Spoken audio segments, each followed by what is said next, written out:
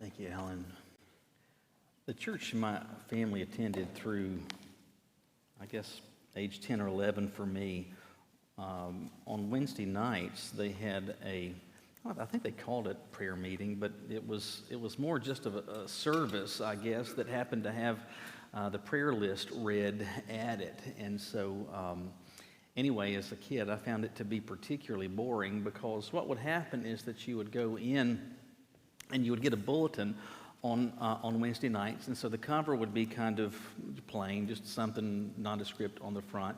And then on the inside, they would have just like a schedule of services or stuff that were going on. And then the next thing that was listed were people in the hospital. And so it would have it listed by various hospital and who was in there. And then there was the expectant mother list. And so anybody that was expectant, and typically these weren't people in the church. It was just, I know somebody that's pregnant. So like Caroline was always on that list. Anyway. And then after that started the list of names of people that had something that was going on. Not a description of it, just the name. And then on the back, it would have the individual missionaries that the church supported. And so this served the church well, I guess, for some period of time. But what would happen is that the pastor, like I think we would start maybe with a song or something, and then he would get up there and he would literally read every name that was in the prayer list. And then you would have candidly a perfunctory prayer, Lord, be with all these names, because there were so many of them, and then that would kind of be it. Anyway, as time passed, inflation happens, and so the prayer list started to get increasingly inflated, and so we still had the cover, but then we had to go for more efficiency, so we had to start going to columns. And so once we've got columns, then we can put more names of people in the hospital and the names of more people that are expectant, and the names of more people, 2 columns, and then we need to start, that's kind of long, so we need to put them on the back, 2 columns of those names, then finally we can get to the missionaries. As time passes, though, this thing continues to grow. Inflation is continuing to expand the prayer list, so that then we have to make the font smaller. And so we have gone from a 10 to an 11, from an 11 to a 10. But then there's so many names on there because you look at this and you start to see, oh my goodness, there are so many names in here and they're small. There are some people that have pressing needs, urgent needs. So what we will do is that we will put an asterisk. For you not cultured, that's a star. We'll put an asterisk beside the names of the urgent prayer request. And so you started seeing, and I don't know how many it started with, but there would be a fair number of names that would have an asterisk beside it. Over time, that list grew to the point there were so many stars on there, it was beginning to look like a constellation. So then we need to make the really urgent prayer request stand out. So what we need to do then is to put 2 stars beside the really pressing names. And so we've got this little tiny script, 1 star, 2 star, it keeps growing. But even then, this is still not enough. So then we need to go to an insert that is front and back. So that on Wednesday nights, you would get this massive list of names and stars and 2 stars, and it is so lengthy. It is so cumbersome. But it gave the ability for people to say, hey, we've got you on our prayer list. We are praying for you. Technically, that was true.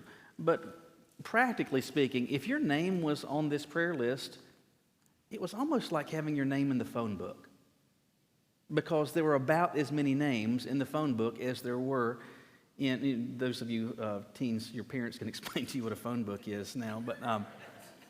But it was about the same thing. And so hearing, oh, my name is on the prayer list, or you saying, oh, we're praying for you, we have you on the prayer list, candidly, it didn't mean anything. Certainly wouldn't have meant anything to me. Maybe if that were you, that would have meant a whole lot to you. Oh, we've put you on our prayer list. Okay, great. Let me ask you, though, would it feel any different to say this? Jesus prayed for you. I've got to think that matters more than showing up on this list with the inserts and the colors, what more significance does that create? Man, Jesus prays for me. That's an interesting thought. But can I just tell you that Jesus has prayed for you? In fact, part of what Jesus has prayed, and I believe is continuing to pray for us, for me as his child, for you as his child, as his follower, it's recorded for us that he's prayed for me. Jesus has prayed for you. Maybe you never thought about that. But like I have shown up, and you have shown up on Jesus' prayer list. But here's the question. What did he say? Was it something good? What did he say? Hopefully, like lightning wasn't a part of it. What has Jesus prayed for me? We see the answer to that question today in John chapter 17. Look with me in your Bibles as we continue working our way through a series called Honest to God, where we're looking at both in Old and New Testament some of the prayers, sincere, heartfelt prayers offered by people to the Father. In this case, we've got Jesus, God the Son, actually praying and pleading with the Father. And we read part of it starting in verse 20, where he says, I pray not only for these, but also for those who believe in me through their word. May they all be one, as you, Father, are in me, and I am in you. May they also be in us, so that the world may believe you sent me. I have given them the glory you have given me, so that they may be as one as we are one. I am in them, and you are in me, so that they may be made completely one, that the world may know you have sent me and have loved them as you have loved me. Father, I want those you have given me to be with me where I am, so that they will see my glory, which you have given me, because you have loved me before the world's foundation. Righteous Father, the world has not known you, however I have known you, and they have known that you sent me. I made your name known to them and will continue to make it known, so that the love you have loved me with may be in them, and I may be in them. Kind of a mouthful. But what exactly does that mean? Let me just say very simply, it tells us that if you're a follower of Christ, if you're a Christian, if you have a personal relationship with the Lord, that Jesus, God the Son, has prayed for you. But what exactly did he pray for you? Based on this passage, we see a couple of things, and the first is this. Jesus has prayed that you would experience unity with others based on the right things. That we would experience unity with others, specifically other followers of his, but it would be based on the right things. Now, in terms of what's going on contextually here, it's very late in the ministry of Jesus. In fact, what you see going back to John 14 is what is referred to as the farewell discourse of Jesus. In fact, if you look in your Bibles, chapter 18, my subject heading starts with saying Jesus is betrayed, Jesus is arrested and taken to Annas, Peter denies Jesus. And so the crucifixion, the burial, the resurrection of Jesus, all that stuff is just around the corner when we have this prayer. Now the question is this the prayer that we hear that occurred in Gethsemane? I actually don't think this is the prayer that occurred in Gethsemane because a couple of reasons. One, I think it's clear that the disciples are hearing Jesus pray for them. And he has been talking to them about a fair number of things. Going back to chapter 14, he's described how it is that he is getting ready to leave them. He's being very clear about that. My time with you is limited. And he's saying that I am going to prepare a place for you so that where I am, there you may be also. You're familiar with that in John 14. He describes that he is going to experience persecution, but they too, as his followers, are going to experience persecution. And then he prays for them, which is what you see starting in John chapter 17. Many times we have what is found in the Sermon on the Mount described as the Lord's Prayer, but actually this is the Lord's Prayer. That is more aptly called the model prayer, but here you have Jesus recorded what he is actually praying. And as John is recording this, I believe he's recording it because he was able to hear what it was that Jesus said. In my estimation, I think this happens before they leave the Passover meal, that they have shared this time together, and as part of this time that Jesus prays for them before they go out, before Judas begins to fully enact his betrayal, before going to Gethsemane, before the arrest, before all of that. And so he starts and he prays a varied number of things, starting in verse 1 of chapter 17. But then you come to verse 20 where he says, I pray not only for these. These who? He's talking about the disciples. I'm not just praying for these, and specifically here we're thinking about the 11. I'm not just praying for them, but he says, also for those who believe in me through their word. To the extent you've given thought about this, I don't know, but the reality is every single one of us today, every single one of us in generations past and in generations to come that follow Jesus, that come to hear about the gospel, that come to begin a relationship with God through Christ, every single one of us is standing on the shoulders of the disciples. And we are here today because of their commitment to Jesus and sharing what they came to know and understand is true about Jesus. And so Jesus is saying, listen, I'm not just praying for these guys, but I am praying for all those who would believe in me through their word. Well, that was people back in 500 AD. That was people in 800 AD. That was people in 1900 AD. That's people in 2023 AD. That's me, that's you. He's prayed for me on this night, and this is what he prayed. That they, who's that? The 11? No, that all of these people, me, that we would all be one as you, Father, are in me and I am in you. May they also be in us. And he uses the word one again repeatedly down in verse 23. And the word one, surprisingly, shockingly, means a single unit. And he's praying that all of these people, the 11 and all of those that would follow, that become followers of Jesus because of their testimony, that we would all be a singular unit. In short, he's praying for our unity. And he's describing, and the type of unity that he wants us to experience is the type of unity that's experienced within the members of the Godhead. And he's praying that we might be unified. But he doesn't just pray that we would be unified. He prays, I believe, that we would be unified over and concerning the right things. The simple truth is that we can be united on various things. For example, we could be united based on sports teams. I mean, some of you are Carolina fans or State fans or Duke fans or Cowboys fans or Panthers fans, and so we could find some measure of unity with other persons on that. We could be unified based on language. We could experience, those that speak English or those who speak Chinese or those who speak Korean or whatever it is. We could be unified based on shared language. We could be unified based on shared geography, that we are from the same region or from the same country or from the same land. We could be unified on even simple stuff. Who likes chocolate ice cream? Who likes vanilla ice cream? We could find unity on all sorts of stuff, but Jesus does not pray that we experience unity based on preferred ice cream.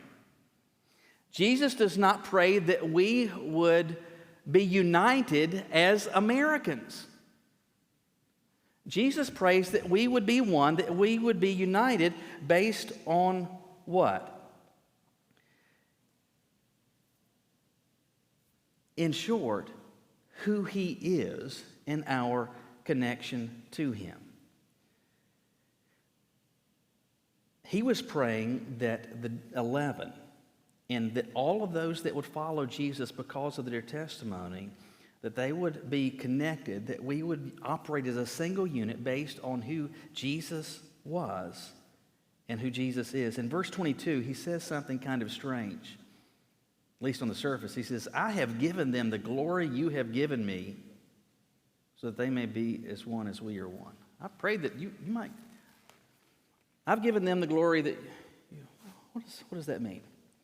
Well, I know your memory is perfect, and so even though you've heard me say this so many times, you remember all the times.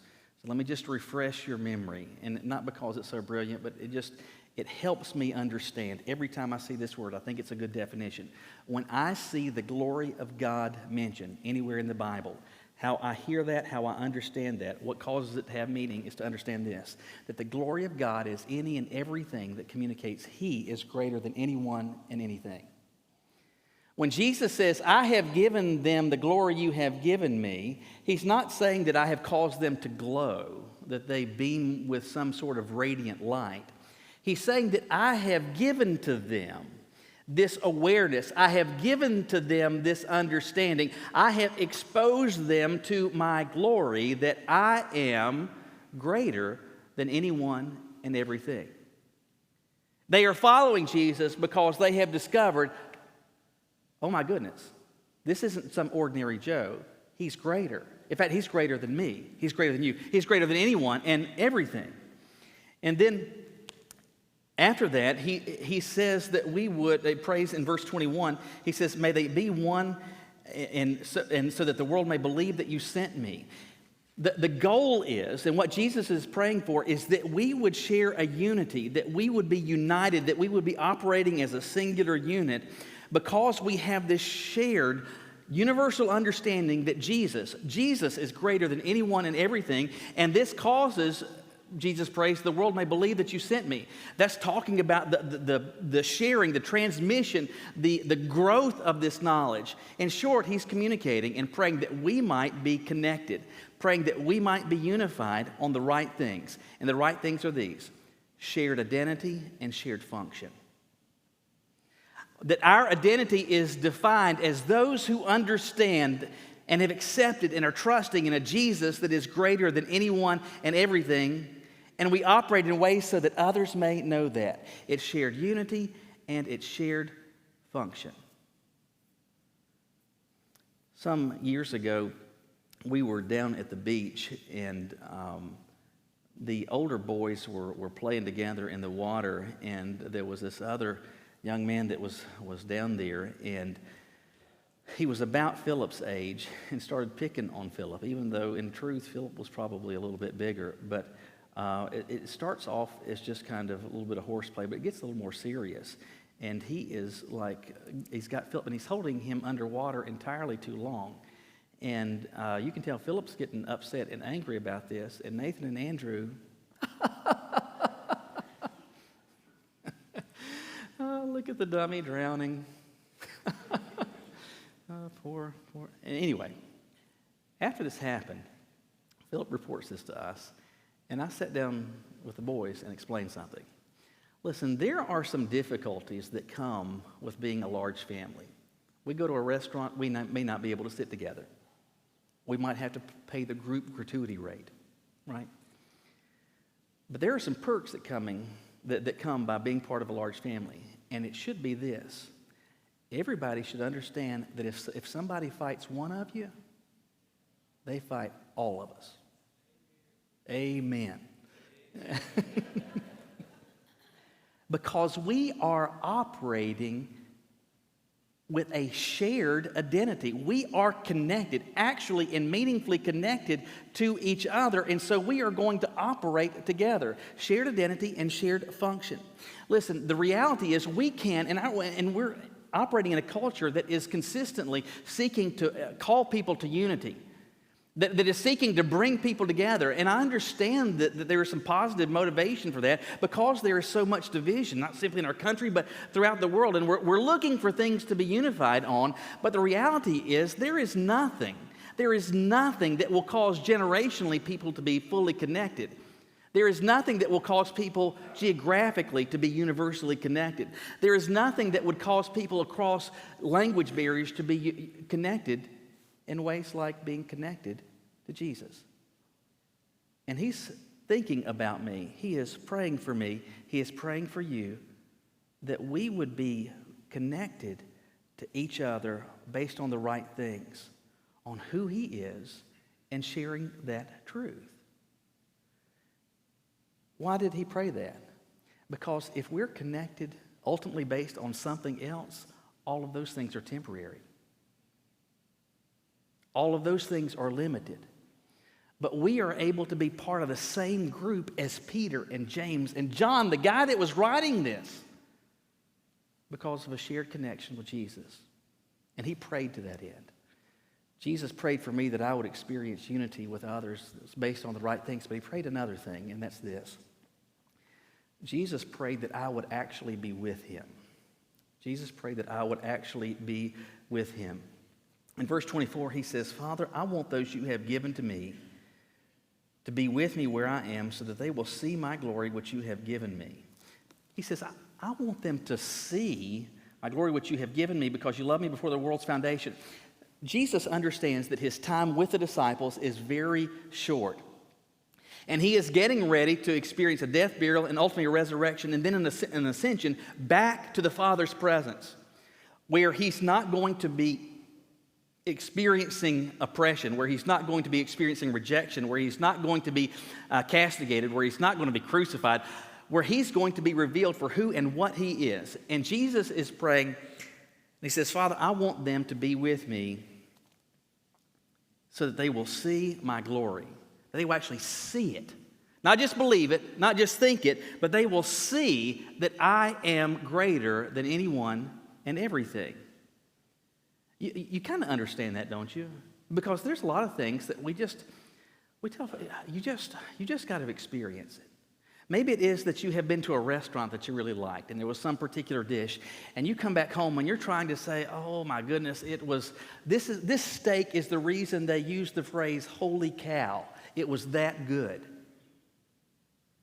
And you're trying to describe the flavors, but you just got to try it. Maybe it is that you've been to a concert and there was some group that, just the whole experience, it was so wonderful, it was so impactful. You've got to go see them live. Listening to them on the radio, hearing a CD, that's great, but I'm telling you, you just got to actually experience it. Maybe it is it's going to a sporting event. Some of you that are Duke fans, maybe you've been to Cameron Indoor Stadium. I've never been there, but you go see a basketball game there. I hear people rave about that because it's so tight in there. It's so loud. The crowd is so enthusiastic. Man, there's no place quite like it. You just need to go and actually experience it. There's no substitute for actually experiencing it. And Jesus is praying. He's saying, I want them to be with me. I want them to actually experience and personally discover that I am greater than anyone and everything. I want them to experience this, but there's something that's easy to miss in verse 24. It's a simple statement, but it says a lot. He says, Father, I want those that you've given me to be with me where I am. I want those you have given me to be with me where I am. There are people in your life that you care for. There are people that you love. There are people that matter to you. So you have all those people on that list. But let me ask you this. Do you want to spend a week of vacation with everybody on that list? No. Because some of those people you love, but you kind of love from a distance, right? Like little small doses. The only thing better than seeing their headlights is their taillights as they're leaving, right? You love them, you love them, but they kind of get on your nerves. You love them, and you want to be around them some, but small doses. Jesus says, I want them with me. And to be with him, he's getting ready to go to heaven. That doesn't mean just for a little bit. That means like from now on, like going forward forever.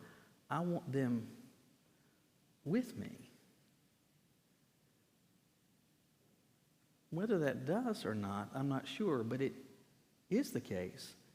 That ought to cause you to feel something. Let me describe it this way. We had, for almost 10 years, a wonderful, wonderful dog named Flower Pot. And she was as good as gold, and we loved her.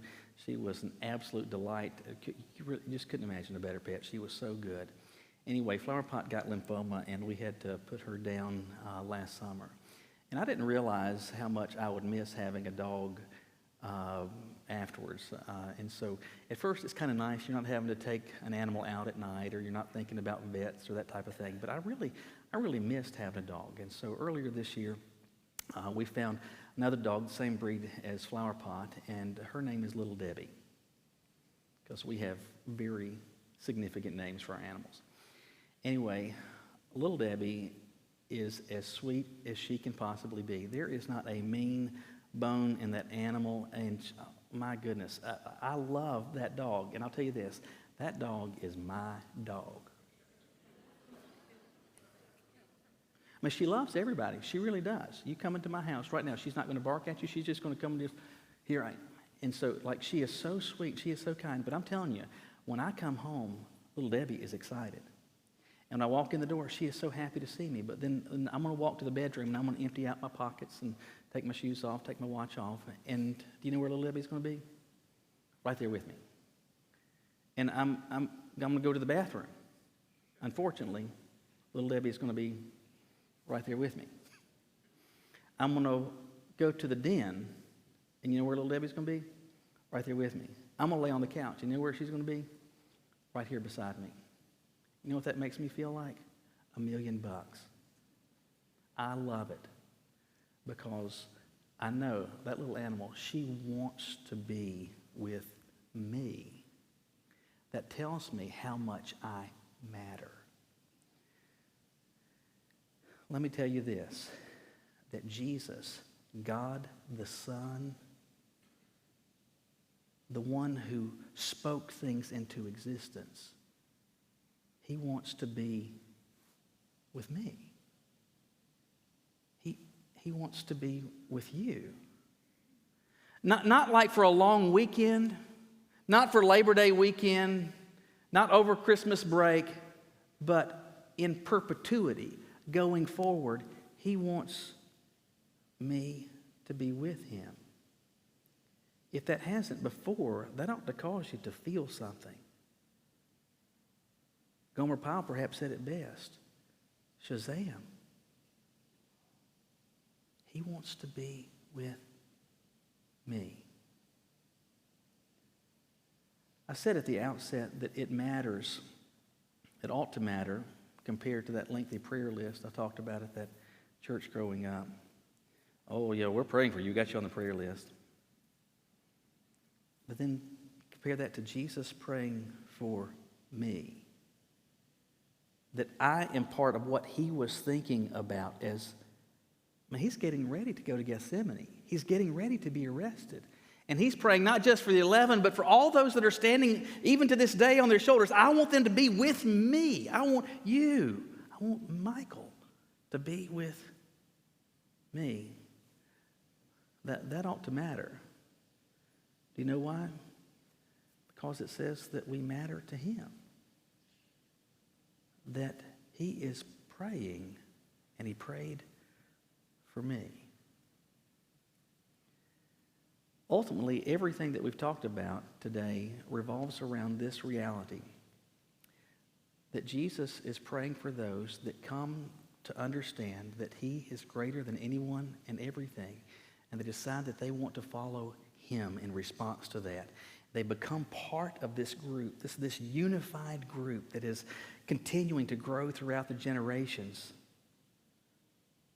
And Jesus was praying for that group. I ask you very simply this.